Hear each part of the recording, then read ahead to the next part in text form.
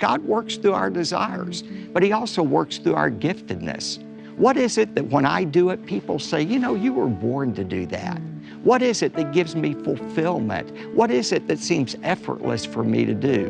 When you know what your desires are and what your gifts are, that's a clue to what you should be doing now.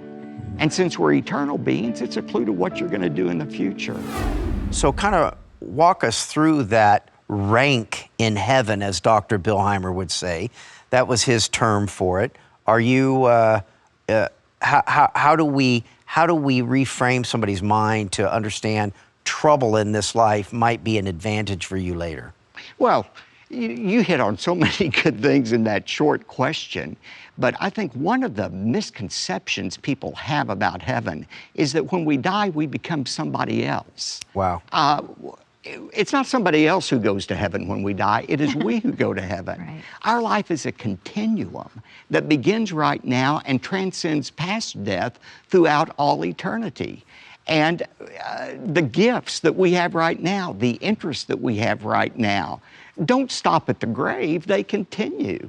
You know, I think one reason people have a hard time getting excited about heaven is they're afraid heaven's going to be one long, unending church service, 24/7. They don't get excited about that. The fact is, worship is going to be a part of what we do, but it's not going to be the only thing we're going to do. We're going to have work in heaven to do. And the work we have in heaven is probably going to correspond to what we do here on earth. Our interests and our gifts aren't for the 70 or 80 years that God gives us right now. They're the gifts that are going to last forever. The unique gifts you all have in broadcasting, the gifts that you have in entrepreneurship. Why would we think God would give us those gifts for just a few years? God has an eternity for us to reign in and to work in. And so what we are doing right now is a clue to what heaven is going to be like and what we're going to be doing in the new heaven and new earth. And I think when you talk about the troubles we've had here on earth, somebody I read one time said, when compared to the glory of heaven, the worst suffering on earth will be viewed as nothing but a one-night stay in a bad motel. And I think that's how we'll be able to look one day on this life. So do you buy the, let's say, the Paul Billheimer assertion, life is on-the-job training for eternity? Yes, I think it is. Yeah. I mean, I think life matters right now. It has consequences right now, but I do think it's preparatory for what still awaits each of us. You know, if I can just share a little bit about a dream that you had had, and I'll make it quick. You're going to tell my dream? I'm going to tell your dream about seeing your dad, because this is what I remember you telling me. Okay. Is that after Papa had passed, you were having a conversation with him and felt like he was going to turn away and leave you. And you were trying to ask him a question, but wait, before you go, let me ask you this. And Papa turned and let go. And he said to me, in that dream, he said, when my dad turned around and looked at me and then turned, he said, the smile in his face and everything about what I had, that download said to me was, I have more, I'm busy. This is your calling now. You do what God tells you. It's your time. I've got something else. I'm going to go do something much more important right now. You have a theologian sitting across, so I want to clean up one thing. All right, just I was in a nighttime dream, okay? My dad never said anything to me, but he smiled at me. When I woke, it felt like I was flooded with what the smile that he left me with was. I know the answer to the questions you have. I could answer them, but it's not my time anymore. It's your time. Yeah. And so there is... And I have something, my whole point was, I am busy. I have my thing to do. You're on earth now. You have your thing to do. Go do it. Yeah. It's your time now. Yeah. And so, because it was interesting, because it's interesting that you brought that up. I hadn't even thought of that. Because what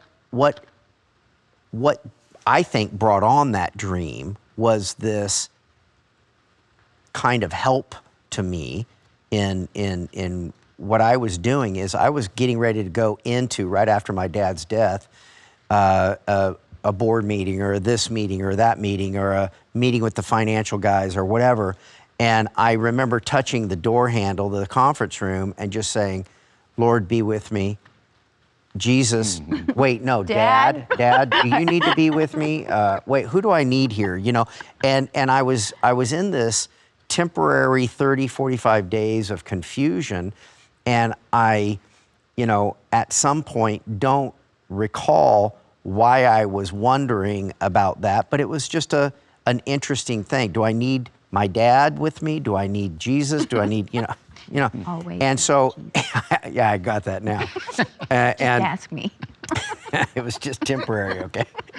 So ultimately, that dream was this kind of really solid settlement that set things in an order that it was my time. I know some people that when their relatives go to heaven, they get stuck. Okay. And I think I might have lived a life, or I would have been tempted to live a life to say, what would not Jesus do, what would PFC do?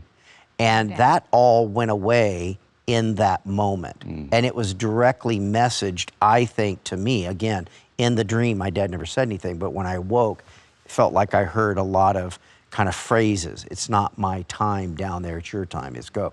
So whatever we're experiencing down here, okay, it feels like there is rank, there is jobs, there is busyness in heaven, according to the little moment I had briefly in a nighttime dream. I heard somebody say one time, we are not human beings having a spiritual experience. We are spiritual beings having a human experience. And I think that's true. I mean, I think there's a transcendence between this life and the next life. I think God, I don't put God in a box as to what he can do. I think he gives us what we need. If it is your dad's image and turning away to tell you that the work is being passed on to you, I believe God does that. Yeah. We've touched on some of these. Let's do, what will we do in heaven? Yeah. What's going to happen there? You know, 2 Timothy 2 says, if we endure with Christ, we will reign with Christ. So we are going to have some part in managing not just this earth, although this is central to where we're going to be. Doesn't necessarily mean it's going to be the only place we're going to be. There are other planets, there are other galaxies over which we will rule with Christ. But I think, again, a clue to what we're going to be doing is going to be our gifts and our interest.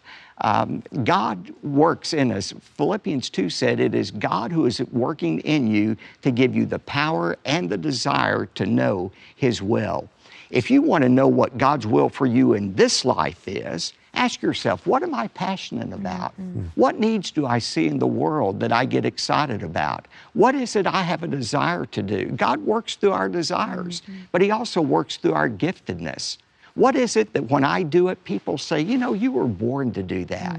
What is it that gives me fulfillment? What is it that seems effortless for me to do? When you know what your desires are and what your gifts are, that's a clue to what you should be doing now. And since we're eternal beings, it's a clue to what you're going to do in the future. Laurie, you may relate to this. You accomplished so much, but I know my wife, you know, she loves to write. But between, you know, taking care of me and taking care of our triplet grandchildren with my wonderful daughter who's here in the studio, she doesn't have time to do a lot of what she wants to. And she said to me the other day, maybe this desire to write, maybe it's not for this life, it's going to be in the next life. I'm going to be writing books. I think that's very possible. You know, are we going to have entertainment in the new heaven and new earth? Well, sure, it's not going to be some of this filthy stuff you see, but there could be Christian television, there could be Christian broadcasting. I think we limit God when we think this world is all that there is, and it's the only place we can use our gift. Eternity is too long to be wrong about this. We need to know Christ as Savior, and then we need to live our lives ready for that place called heaven. And I would just say to our audience right now watching, Jesus had a great promise in John 14. He said, I go to prepare a place for you. It's a place more wonderful than anything you could possibly imagine. It's a place where every disappointment will evaporate and every dream will come true. It's a place reserved only for those who know Christ as Savior. It's a place called heaven. And I hope we're going to see you there in that place called heaven one day. Beautiful.